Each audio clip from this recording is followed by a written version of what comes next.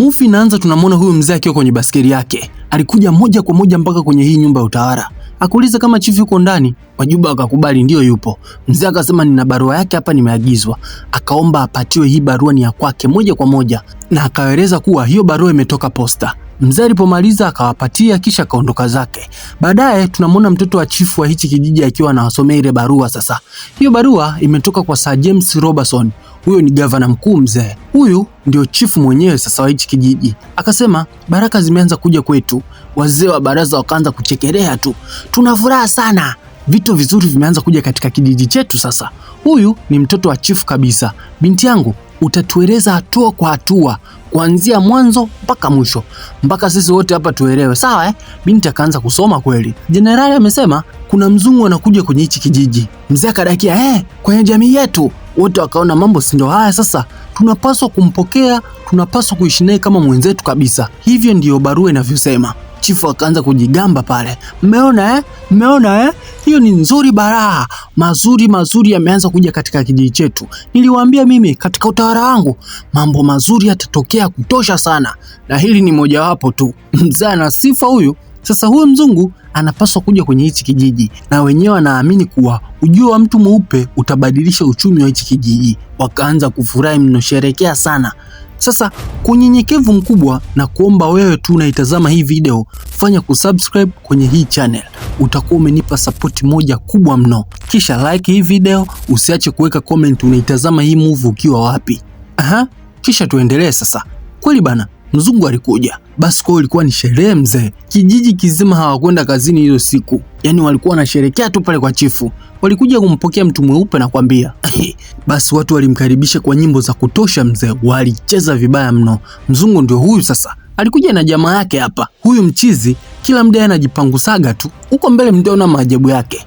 Lakini wapo wajuba hapa wenyewe hawakuwa wanacheza wala kuongea. Sura zimekaza mzee. Sasa huko mbele utajua jamani wakina nani. Mzee akatoa salamu kwa watu wake na wenyewe akapokea tu. Imani nsa ija infano baba noju. Chifu akasema leo tunaye mzungu kwenye kijiji chetu ambaye yuko kwa ajili ya maendeleo ya hichi kijiji. Kisha akasema wanao furaha sana kumpokea Sir Stevenson kwenye hichi kijiji. Mchizi wake wa pembeni naye akatambulishwa. Mzungu akakaribishwa sasa. Kwanza mzungu akaanza na mada zisizo rasmi. Yaani ni vitu ambavyo havijamleta kabisa. Nimekuwa hapa kwa muda sana lakini nimeshindwa kupata mke mimi mwenyewe. Sasa hii issue nimeona ni utupe mpira kwa mchizi wangu hapa. Anapaswa apate mke kwenye hichi kijiji, sawa? Kuna kabinti hapa kakachapa makofi kiasi kwamba yani kanatamani hata aolewe naye sasa hivi. Chifu naye akamnongoneza binti yake. Kuna kitu hapa chifu anakitafuta. Sasa wale wajuba wakaona mambo gani haya wazee. Huyu chifu akaanza kuwapigia kampeni wale wajuba. Anapaswa kupata mke sasa hivi, sawa? Kila binti akajiona mbona nafaa, wanajipapasa kishenzi na kwambia. Mzungu akaongea jambo lolote kuhusu maendeleo ya hicho kijiji wala jambo ambalo limemleta kwenye hichi kijiji. Mambo yote atamalizana tu na chifu. Chifu akaomba tena watu wacheze tena kwa furaha sana, warukeruke, ishara ya kumkaribisha mzungu kwenye eneo lao. Kweli bana, watu waliruka majoka vibaya mno. Hichi kijiji kinaitwa Idong Fiawe. Huko mbele tutaona tu maajabu yake. Maajabu ya Idong Fiawe. Baadaye mzungu aliletwa kwenye sehemu ambayo atakuwa anaishi na jamaa yake. Mchizi anaonekana yuko kimaslahi zaidi hata nyezi mnamuona Sasa makamu wa chifu akamtambulisha kwa wazee wote wa baraza. Kila mmoja yuko na nafasi yake hapa. Huyu ni mzee Igon. Karibu mzungu. Huyu ni mzee Asuko. Karibu sana mzee. Huyu ni mzee Asame. Na huyu ni Agoni. Huyu ni Ticha Idoni. Huyu anaonekana elimu ipo kidogo Na huyu ni kiongozi wa wanawake wote hapa kijijini. Wakampatia kama msaidizi wake, atakuwa anampikia. Wakamwambia kuwa ukitaka kitu chochote mwambie, na asipotekeleza basi haraka sana tupe taarifa. Yaani hichi kijiji bana, wakampatia na mlinzi. Popote atakapokwenda basi uko naye. Mchizi akakaguliwa kwa mikwala ya kutosha mzee. Sasa leo kuna hii familia hapa ilipaswa kumwozesha binti yao.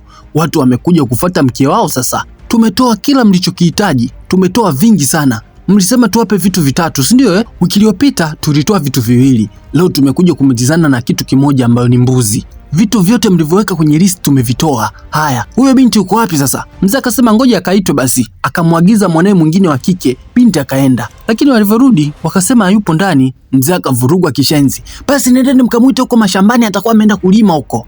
Tunatupa huko kwenye hii nyumba ya mzungu sasa. Huyu mama alikuwa na binti yake hapa. Amekuja kumpigia binti yake kampeni. Akasema, "Huyu ni binti yangu kabisa, anaitwa Inama. Ni binti mzuri mno. Ni mzuri zaidi hapa kijijini." Inama mwenyewe sasa akaona zio mbaya, ngoja ageuke kabisa, huku meno yake yako nje. Mzee anajichekesha kishenzi. Vijana wote wa hichi kijiji wanataka kumuoa yeye. Mchizi akaona mbona balaa hili? Hata leo alipaswa kuwa kwenye ndoa yake. Sema tu amekuja huku kwa ajili yako. Naomba utoe ruhusa olewe na kijana wako Edwin.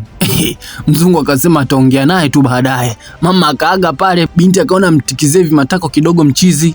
Basi akamvuta wakasepa. Walipofika nyumbani sasa, Inama kumbe ndo alipaswa kuolewa hii siku.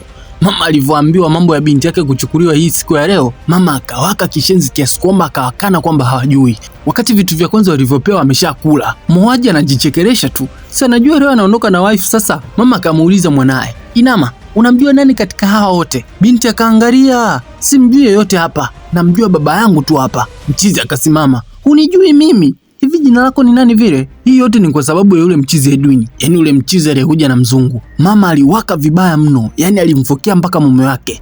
Kisha akaenda ndani na binti yake. Watu hawakuamini kinachotokea ise. Sasa Edwin akaanza kazi yake. Alikusanya vijana wengi sana hapa kijijini. Aliwakusanya na akaomba wafanye kazi yake vizuri tu. Kisha atawalipa pesa nzuri. Akawaeleza sehemu ya kazi. Upana ni mita 5 tu kuanzia hapa mpaka hapa.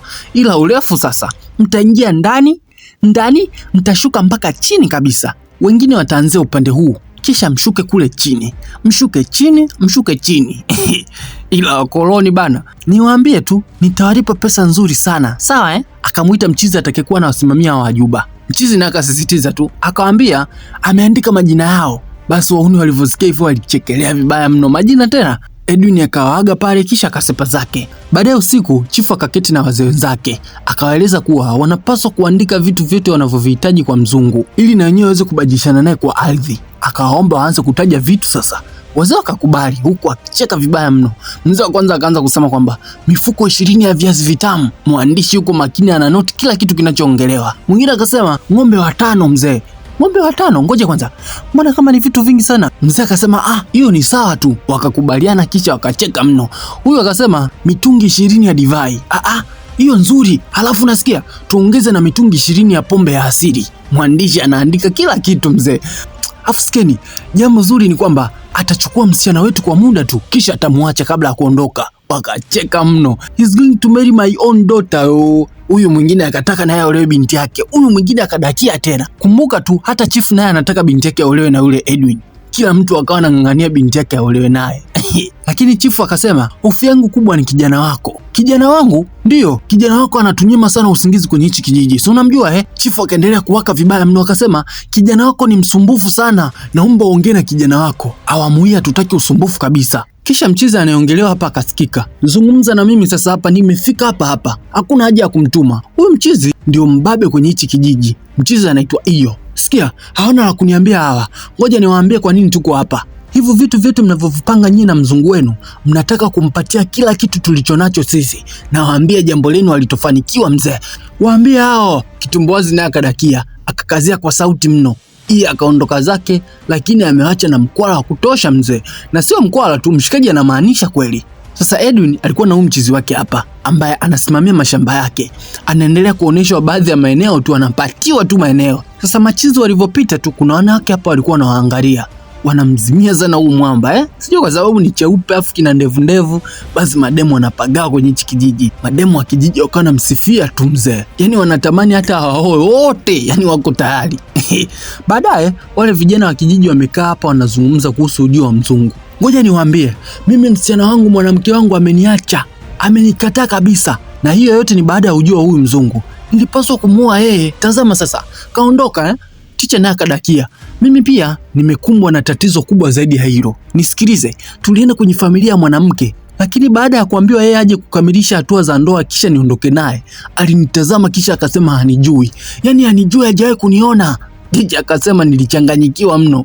Kitumboazi naye akasema kwamba babake amefariki na alimwachia heka 25 za ardhi, lakini hizo hekari 25 zote amedhulumiwa na kwambia, na akasema eti hizo hekari 25 wanataka wampatie mzungu. Kweli hiyo aliwasikiliza wote vya kutosha mzee. Akawaambia, msikilizane, kaeni kimya sijali chochote alichokuja kukifanya huyu mzungu, na sijali kwa nini yuko hapa. Tunapaswa kufanya jambo moja tu la msingi. Sikia, tunapaswa kumfanya huyu mzungu aondoke kwa amani au aondoke kwa vipande vipande. Watu wakashangilia tu.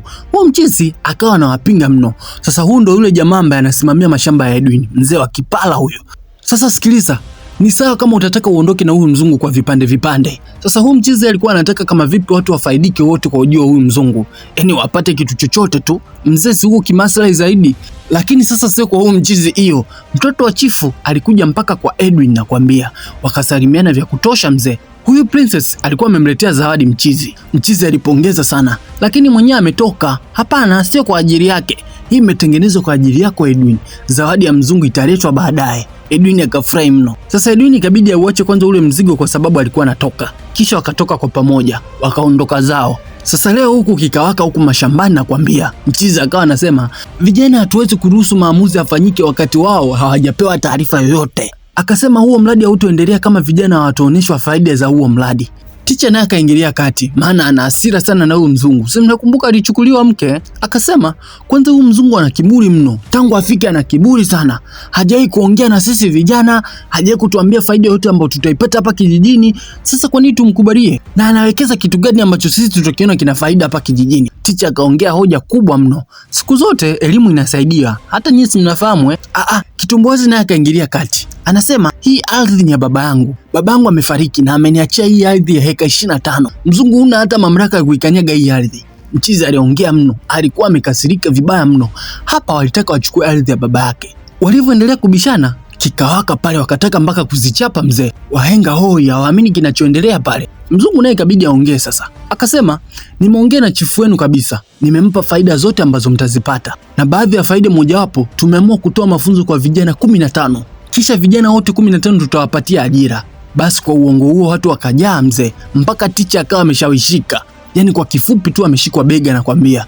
Lakini Kitumbuazi bado akawa mgumu kwenye ardhi yake mzee. Akasema, hamwezi kunipangia kwenye ardhi yangu Hamwezi kunipangia kwenye ardhi ya baba yangu. Akaona hawamuelewa, akawashikia bakola, hataki upuuzi kabisa. Baadaye hiyo alikusanya vijana wengine zaidi. Akaanza kuwapanga sasa. Akasema, huyu mzungu yeye sio mpumbavu. Hakuja hapa kuwafaidisha nyie tu. Amekuja kuchukua kila kitu kilicho chenu. Kuchukua wake zenu, kuchukua ardhi yenu, kuchukua mpaka mashamba yenu. Kisha akaomba wasungane na ujio wa huyu mzungu. Akawaagizwa wanapaswa kupambana na mali zao tu na kuzilinda. Sasa leo tunamwona mchizi akiwa anaongea na wake za watu. Akawauliza majina yao pale, kisha wakamjibu na wenyewe.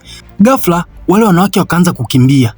Alikuwa ni mzee Kitumbo pamoja na mchizi wake hiyo. Kwanza wakamzunguka, wakambana asiwezi kutoka kwenda mahali popote. Wakamtazama, umeanza kutoka jasho Yaani hata hatujaanza kukuburuza umeshaanza kutoka jasho. Hivi ndivyo watu waovu wanavyokuwa. Akamwambia, we mzee, hichi ndio kitu kilichokuleta hapa kijijini, si ndio? Naona umeanza kusogelea mpaka wake zetu, sio? Akawakumbusha tu jinsi wakoloni walivyowatesa babu zao. Na nyie mmekuja kivingine, sio? Sikia, una siku 3 tu. Kitumbuazi kule akamtishia na yeye siku 3 mzee. Pakieni vitu vyenu kisha ondokeni.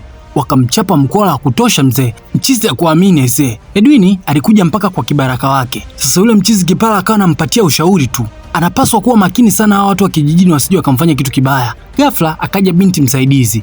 Akamsalimia bwana Edwin. Akasema, nimejaza maji kwenye vyombo vyote. Kuna kitu kingine labda unataka nikufanyie? Mchizi akashusha pumzi kwanza. Anachoka mno. Kwa hiyo umekuwa bomba la jamii yote, si ndio Unasambaza tu maji ovyo ovyo. Sasa kama unavyoelewa hao wanawake wote wanamzimia bwana Edwin. Yaani wanazimika kishenzi. Binti akafanya kazi zote kwa sababu ninakupenda. Sasa mchizi ndo anazidi kuchoka tu aisee. Akamwambia kama kuna jambo jingine anaweza kaenda ndani kulifanya. Bomoa nyumba kisha jenga upya. Sawa maana si hauna kazi. Akamtoa mbio kishenzi binti, basi alibaki pale.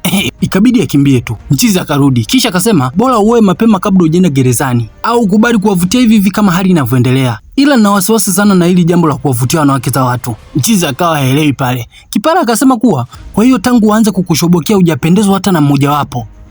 Nafikiri nimepata, lakini sio mmoja tu, nimepata wengi zaidi. Lakini wote pia wanaonekana ni wazuri kishenzi. Mchizi alicheka kishenzi. Umepata zaidi ya mmoja? Wewe nahisi unatafuta kifo sio siri. Unatafuta baraa wewe. Mchizi leo alikuja kumtembelea rafiki yake Kipala, lakini hakumkuta. Kwa hiyo ikabidi azungumze na mdogo wake. Wakiwa pale alikuja huyu binti anaitwa Rusi. alikuwa analia mno. Alipoulizwa shida nini, akasema shangazi yake tu. Shangazi yake imempiga vibaya mno mpaka ameumia. Sasa huyu binti anaishi na shangazi yake. Wazazi wake wote wameshafariki, lakini shangazi yake anamtesa mno. Alafu pia huwa amruhusu kabisa yeye kusoma. Akasema hata nikisoma kiasi gani na hata nikipata ufaulu wa namna gani, shangazi yangu aniruhusu kabisa mimi kusoma. Mchizi alimuonea huruma sana, lakini akaomba kuona matokeo yake. Basi akayafuata. Mchizi alipotazama alimpongeza sana. Binti alikuwa na akili mno. Kisha mchizi akamwahidi kumsaidia na akamwahidi ataenda kumsomesha, atapata scholarship huko kwenye shule za wamisionari. Waliposikia hivyo walishukuru mno. Basi nakwambia walimsujudia vibaya mno aisee. Leo kuna huyu mzee Asame alikuja nyumbani kwa mchizi hiyo. Alikuwa ameagizwa tu na baraza la wazee wenzake. Sasa wanauliza kuwa wewe unahitaji nini, labda kijiji kinataka kikufanyie kitu ambacho unakihitaji ili utuache tu na amani yetu, ili umruhusu mzungu afanye kitu kilichomleta. Hivi umemsikia kweli huyu? Siye kusikia, unaweza kurudia? Mzee rudia bana. Sisi hatujakuelewa hata kidogo. Mzee Asame ikabidi tu arudie. Akasema vile vile, nia yako ni ipi mzee? Kijiji kinahitaji kufahamu ili kukupatia kitu ambacho unakihitaji, uwaruhusu wazungu waendelee na shughuli zao. Mchizi hakuwa na muda wa kupoteza, akamchapa roba moja safi sana. Hiyo ni katili mno nakwambia. Sasa Kitumboazi akaanza kumwambia, mwache bana hiyo.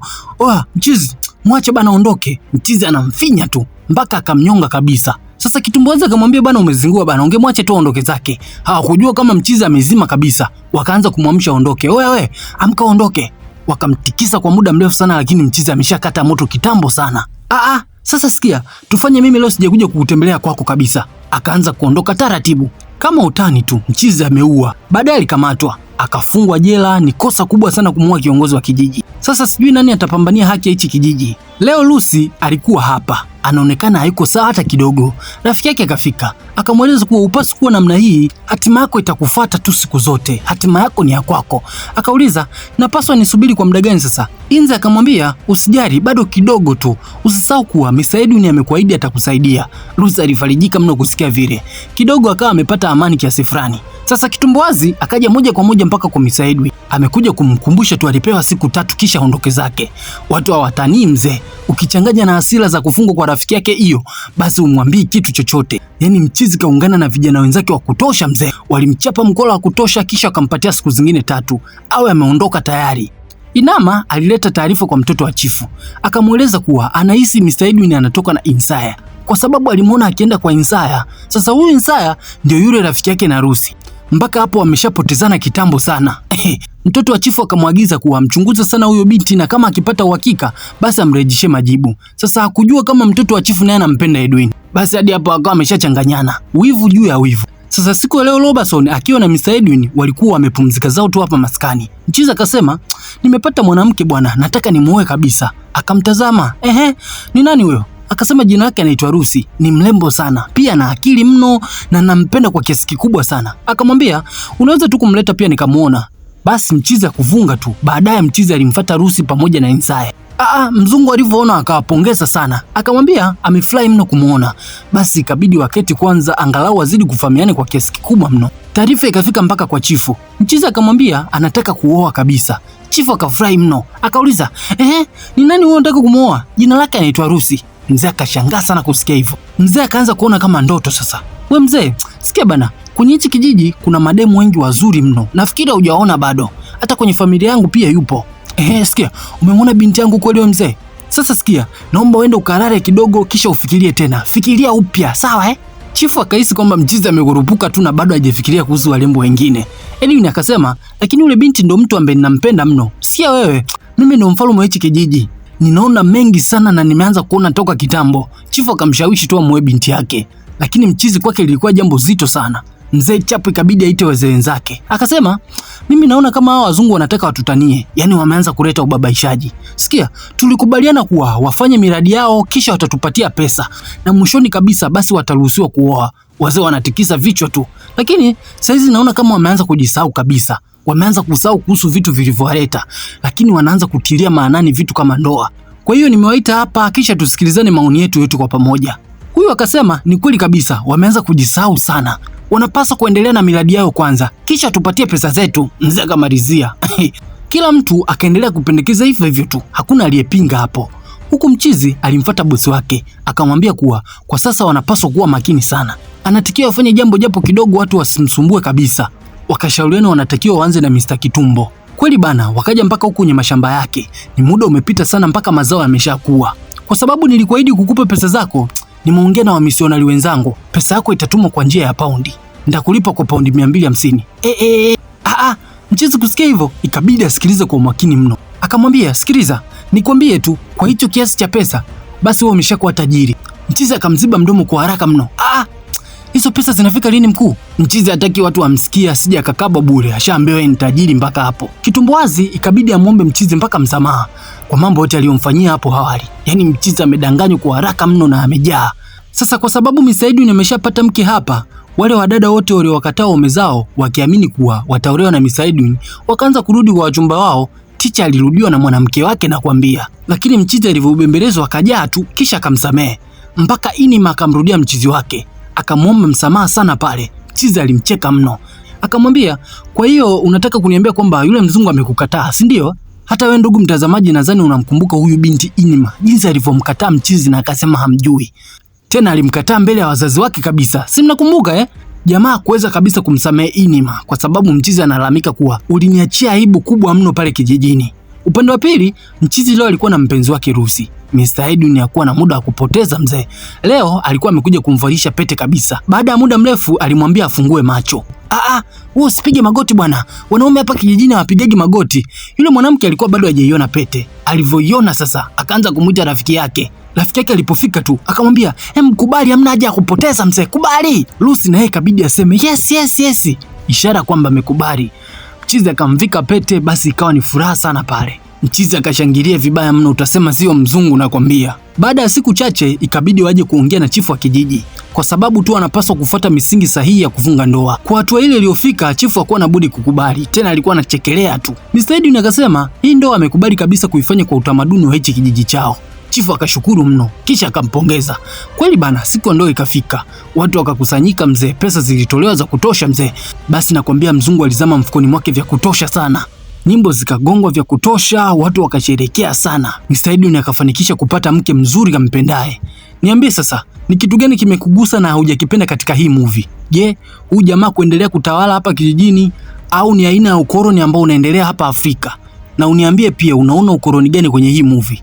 Usisahau kuwasha alama ya kengele baada ya kusubscribe, na maanisha bonyeza hilo neno limeandikwa subscribe hapo chini, kisha weka alama ya kengele ili ninapopandisha movie zangu tu simu yako ina vibrate tu, kumaanisha kwamba unapata notification. Hii movie inaishia hapa. Ulikuwa na mimi storyteller wako naitwa Dolphin, na hii ni JPM Movie. Bye, tukutane wakati mwingine.